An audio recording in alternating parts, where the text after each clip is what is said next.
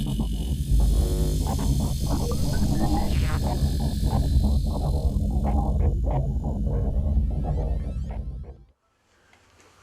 I'm Rob Waddington. I'm an instructor and professional guide here on Rutland Water, one of the biggest lakes in the UK, probably one of the finest still water trout fisheries. And today I'm going to show you, we're going to tie a dry fly. We're going to tie a CDC shuttlecock emerger.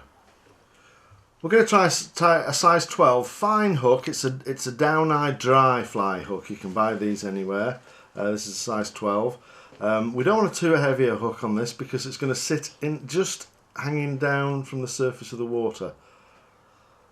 This fly is going to represent an emerging buzzer or an emerging insect. First, I'm going to tie in the body. I'm going to put a quill body in. This yellow owl pattern here, it's going to be tied with a stripped peacock herl. I'm going to tie it in right at the back of the hook by the bend. So I'm just tying the thread all the way down. Chop that off, a bit further down. Now these stripped peacock herls, you can do this yourself, but I prefer to buy the ready-made ones. They're quite delicate, so you do tend to break them if you try and strip them yourself. And this particular one is dyed yellow, and it's a lovely, makes a lovely segmented body because there's a slight dark edge to it, so it goes from light yellow to a dark yellow. I'm going to tie that in here. Just pinch it to the hook and then tie it in. And then I'm going to move back up the body with the thread, just building a little bit of volume to there. In fact, I'm going to go back twice. The thing is, I'm not an expert fly tyer, and I like to do my own thing. And if it works, if it catches fish, it's right. It may not be textbook style, but it certainly works for me.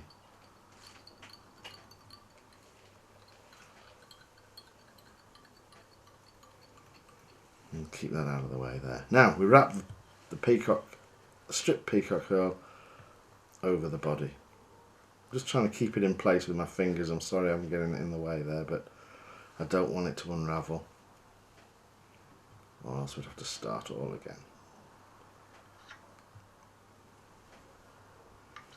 I prefer to do this by hand rather than use hackle pliers, because then you can keep the bands exactly where you want and it doesn't twist. Touching turns, so you get that light dark segmented look.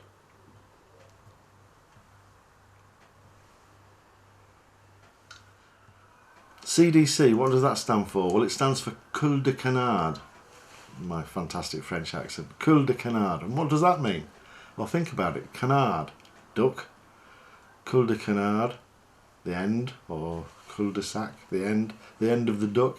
It actually stands for duck's arse.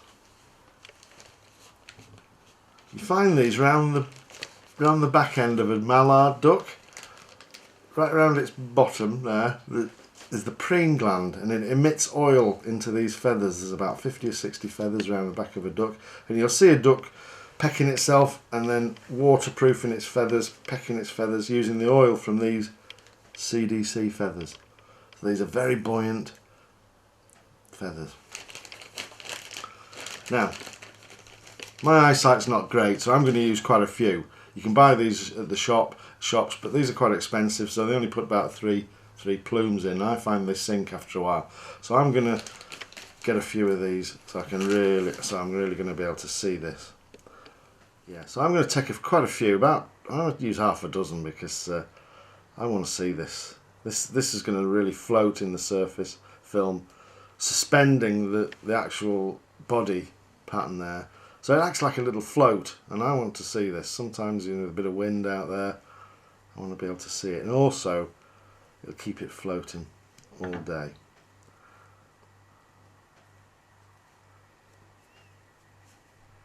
So, about half a dozen Cul de Canard feathers. I'm going to tie it in at the back, pointing at the back for the moment. Just twist it tighter. Pinch that in and tie that in facing the back. The reason will be clear in a minute.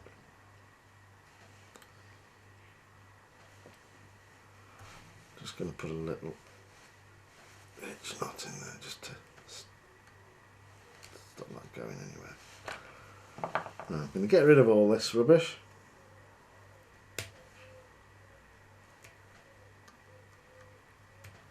There we go. Now it's a nice little dodge to put a bit of hare's ear here in the head here. Just gives it a little bit of movement in the water, a little bit of shimmering movement. So I've got a bit of hare's ear fur that I'm going to dub on the line here.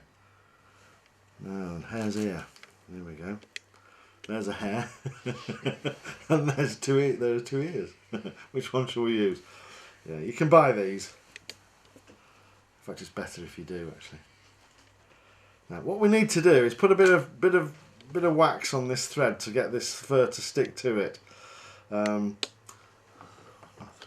I haven't got any thread, so I'm going to just use a bit of oil, a bit of natural oil. Don't show this. Don't do this at home. There we go. Just put a bit of oil on there. And very sparse, just a few little pinches. The guard hairs, the spiky guard hairs are good from the hair. And just a very little bit, and just twist it round the thread here. Just twist it round.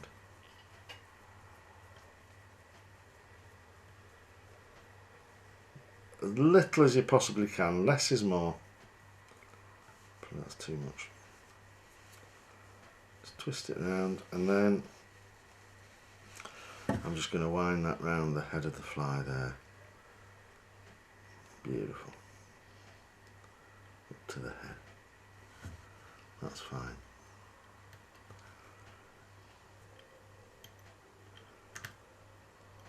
Now then, I'm going to fold these feathers back. This is why it's called a shuttlecock, because it's going to look like a shuttlecock in a minute. These CDCs, head of the fly there. There you go. You can see I'm not an expert, but it works. The fish don't know that, and don't tell them. I'm going to tie that off with my trusty whip finish tool.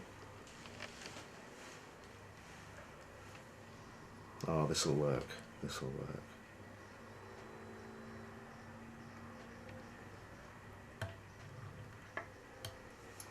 That's nearly it. Get rid of this. A few little bit of loose fibres there. Pull them away. I'm just going to neaten this off. Sometimes if I'd have packed that a bit neater, I wouldn't need to, but I'm just going to square these CDC feathers off. Perhaps a little bit shorter.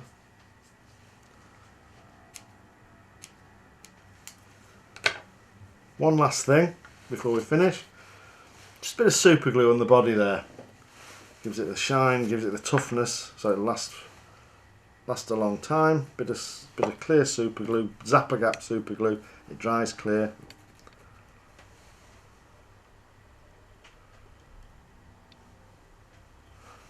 Put that on the body there. And that is a yellow owl. Just going to put a bit on the thread there.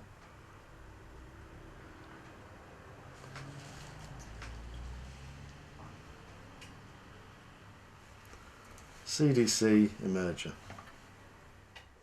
Okay, that's the shuttlecock cul de canard yellow owl, or we could change the ribbing, make it a buzzer, hare's ear, also anything like that. But that shuttlecock is a brilliant fly. That stays like that in the water. The buoyant CDC float in the water and suspends your time below it, so you can see this bit miles away.